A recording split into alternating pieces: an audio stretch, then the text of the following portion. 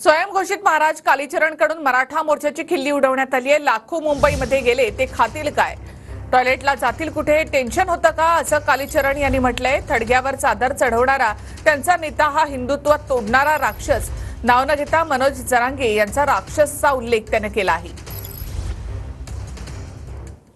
आता एक आंदोलन सुरू झालं माहिती आहे तुम्हाला, हिंदूंमध्ये फूट पाडायचं अशी हवा होती त्या आंदोलनाची। अशी हवा, लाखो लोक मुंबईत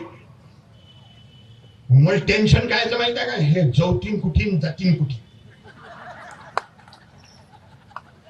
कोणाला कशाची बोळख्याला केसाची असते।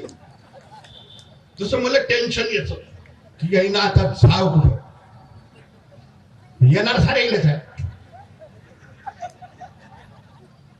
मग घुसला द्यायचा नेता थडग्यावर चादर चढवायला।